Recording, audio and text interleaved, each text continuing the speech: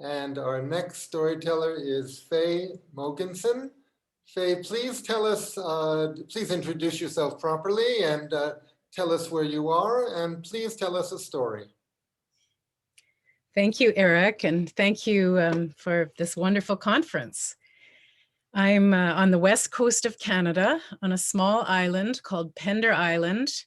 It's about a 40-minute ferry ride from where I used to live just last year, and about an hour or so from Vancouver, I think, in case some of you know Vancouver. And this story is one I collected many years ago. It's a traditional story from Burma. And I felt prompted to connect it because I was living on another, even more remote island then. And there had been a white raven living there that had unfortunately died before I arrived, but there were white raven stained glass windows and white raven stories everywhere. And so I began to search for traditional tales about white ravens and white crows. And this is one of them. Long ago, in the north of Burma, the Naga princess lived deep down in the waters of Lake Mandalay. She lived there in her palace, and with her long, snake-like body, she could swim from dark room to cozy room to comfortable room. Life was good. Outside her window, now and then she would see pebbles dropping down, sometimes even beads. This made her curious. Where were they coming from? Finally, her curiosity grew so strong that she swam right out of the palace, and up and up and up she swam, and just when she was losing energy, she noticed rays of gold shimmering down into the water. And so she swam some more. And when she broke the surface, way up above, she saw a great golden orb surrounded by blue, blue sky. And below the sky, trees reaching up as though they wanted to touch the sky. She was curious still, and so she swam to the edge of the lake and pulled herself out onto a rock. Oh, there she basked in the sun. It felt so good. And she looked around. She saw young women with buckets gathering water from the lake. She saw young men with nets collecting fish from the lake. And she saw lovers walking hand in hand. And suddenly she saw herself. Oh, she wanted to blend in, not be noticed. And so she transformed herself from a body covered in scales to a beautiful young woman. And she sat on that rock and enjoyed herself. Meanwhile, the Sun Prince was up in the sky doing his duty, shepherding the sun across that arc. Looking down over Earth, his eyes caught sight of this lovely young woman. How could I ever have missed her, he wondered. And so he hurried to finish his shift. And once the sun had set, he transformed himself into human as well and descended to Earth and happened to walk along the shore of the lake, not far from where that young woman sat on the rock. Oh, at first they glanced at one another shyly, but soon enough their eyes locked. And then suddenly they were dancing, cavorting, enjoying one another to the fullest. And the Sun Prince arrived a little late at work the next morning. But he did his duty. He pulled the sun across the sky, and then he left just a little early so that he could go down and be with his princess again. And so it went for many days, for many weeks. The sun prince arriving a little later each day and leaving a little earlier, because he truly was smitten. It was all very well for the sun prince and the Naga princess, but the people were not happy. Their complaints grew louder and louder, until at last the sun prince could ignore them no longer. He turned to his princess and he said, I am sorry. I must return to my work, to my duties. But I will leave my messenger with you. And he called on the white crow, his messenger, and said, keep my princess company and bring me news if there should be news. Of course I'll bring you news, said the crow. And then the sun prince left. He returned to his duties full time, allowing the sun to shine many hours each day. And the princess enjoyed the sun from afar. She enjoyed sitting on the rock. And one day, she lay 3 eggs, 3 big, beautiful, almost spherical white eggs. And she smiled. Oh, and the crow began to flap its wings. Oh, there's news. I've got to go to the sun prince. You go to the sun prince, said the Naga. And off that crow flew. He flew up and up and up and up, higher and higher. It was very, very far to arrive on that arc of the sky where the sun prince traveled. Oh, he was tired when he got there, but of course, full of the news. And when he told the sun prince beamed with delight. And earth got a little hotter for a few minutes. He beamed with delight, and then he reached about for his treasure box. I can't return to earth now, he said, but please, you must bring this present to the princess. Tell her that I love her and that I long to be with her, and I will be with her soon, but that she must take this gift and with it buy a kingdom for our children. And with that, he placed a gigantic ruby in a silk bag and he tied it shut. As he handed it to Crow, he said, and don't stop. As if I would, said Crow, as he picked up that bag in his bill and began to fly down, down, down.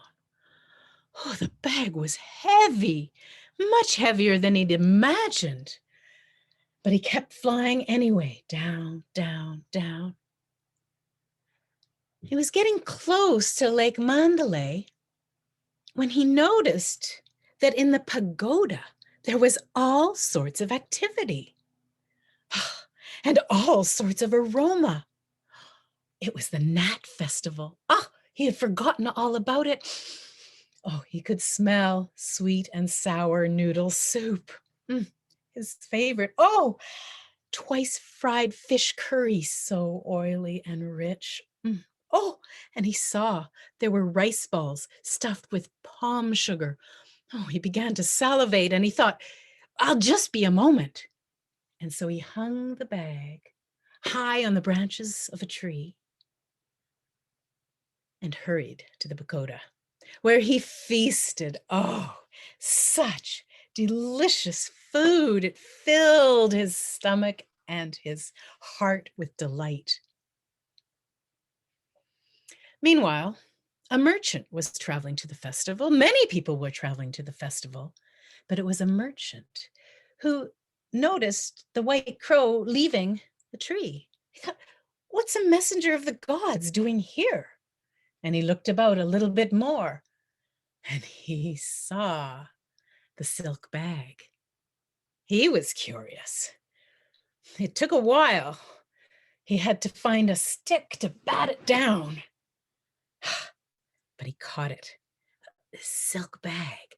And then Carefully, he opened it and found the biggest ruby imaginable.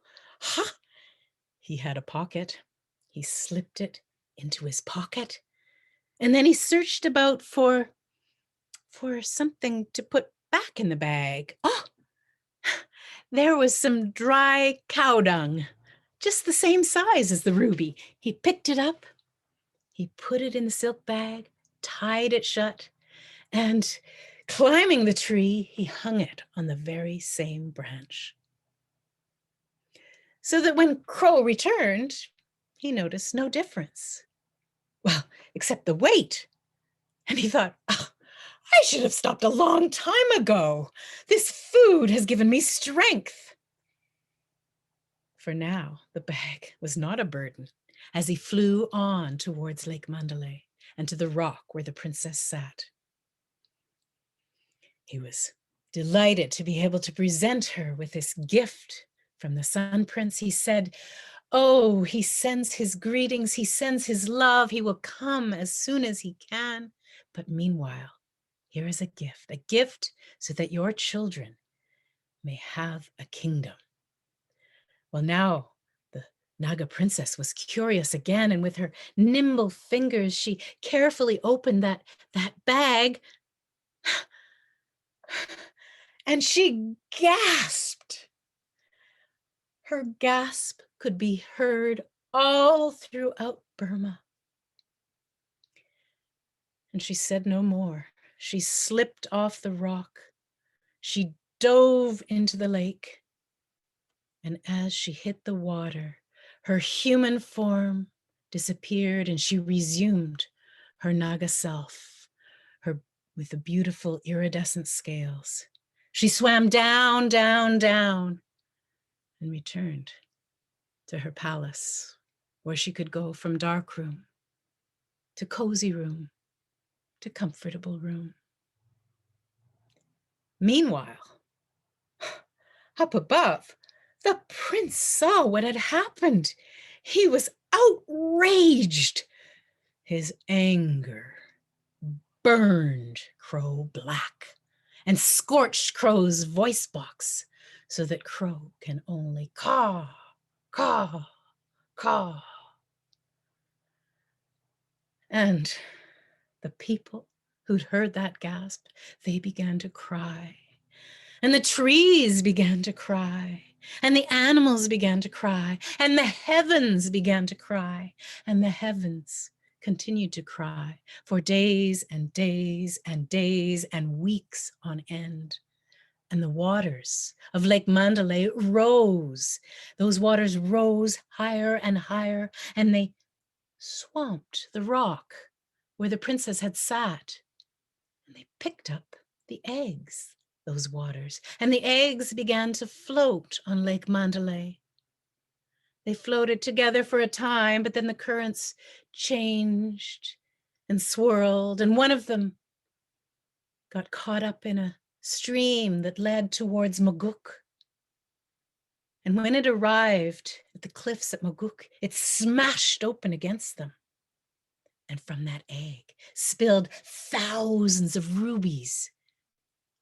And to this day, if you travel to Moguk, you just might find a ruby.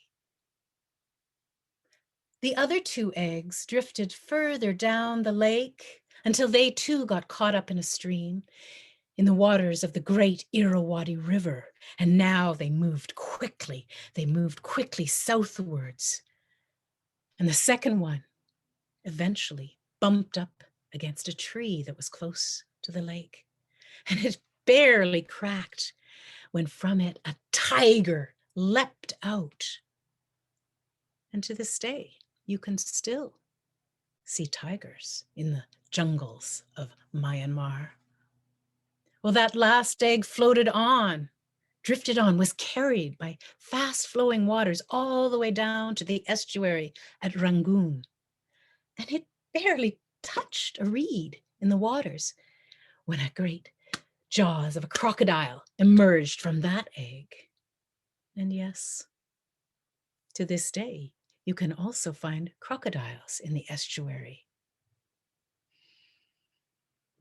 black crows, rubies, tigers, crocodiles, all these mementos of a fateful meeting and of terrible misunderstanding.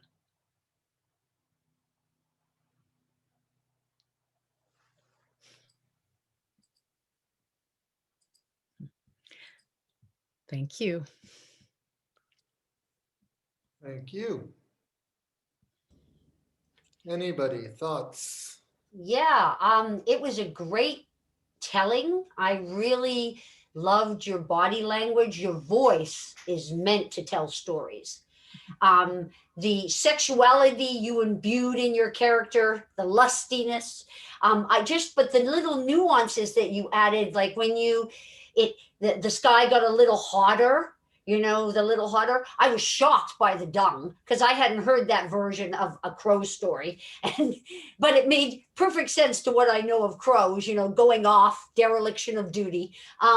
But you just your body and your voice and the story itself, you paced it well. It moved in the directions you wanted it to, and there was all these twists and turns. So you picked a wonderful story to tell, because I, for one, didn't know where it was going, and then I was constantly being surprised. Didn't know there was going to be a tiger at the end. And like those eggs, that was another surprise at the end. So thank you so much, Faye, for sharing that. Well, thank you. And I want to brag because Faye is my sister. And she did such a beautiful job, and evoked all of our senses. I loved how she used her eyes to take us to where she was traveling, where her characters were traveling. And our father loved the words of Noel Coward. So as soon as I heard the word at the end, Rangoon, I was carried away to Daddy, to Hugh, who would say, in Rangoon the natives swoon and no further work is done, but mad dogs and Englishmen go out in the midday sun.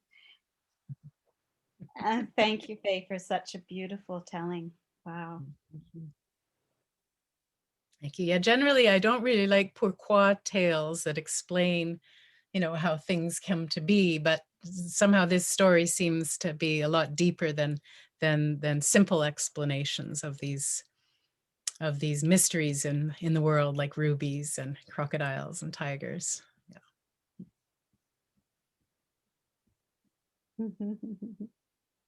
Wonderful. Yeah, it really was about the love story. And I thought it was, the miscommunication, that once you get other people involved, there's the ability that even true love can be messed up. So, but yeah, it really, for me, was the love story. Well, I've always been intrigued by her decision to leave her eggs. How could she? And I kept wondering why. I wanted to explore this story further. But, it's kind of about coming home, recognizing your limits of what you'll tolerate, and yeah, some letting go, I guess. And Faye, I enjoyed your personal tone, the way you were just talking with us. I always enjoy that in a storyteller, and you do it beautifully. Thank you.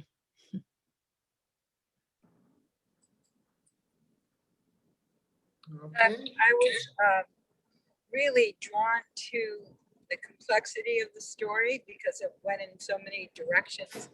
And having spent a lot of time dealing with compost and cow dung over the last year, I was intrigued with where else that could have gone, including that she could have seen it as a golden gift too, the power of compost. And in a strange way, the story leaves a question about that for me, because the things in the eggs, all the precious things in the eggs, they're all very powerful symbols, and in a sense that did not get lost, and in a sense the rubies multiplied. because the first egg carried all these rubies. So I feel like there's a lot more to the story that I'd like to work with. It's not a simple love story. It's complex to me. I'm driving. It's crazy that I'm paying attention like this, but it's really amazing to hear these stories, and I'll try to stay safe. Well, thank you for that reflection. That's really interesting. I'm also a composter. I'm living on a farm. So yeah, thank you. I'm going to play with that a bit more. Yes, I lied. I'm going to say one more thing. I think it's interesting that you seem to be drawn to islands, at least in the last year or maybe more. And the story was so much about islands. And so maybe I'd like to think more about that too. What is it to be on an island? And what is it to be at home in your own world? It's some connection there for me. Thank you. Thank you.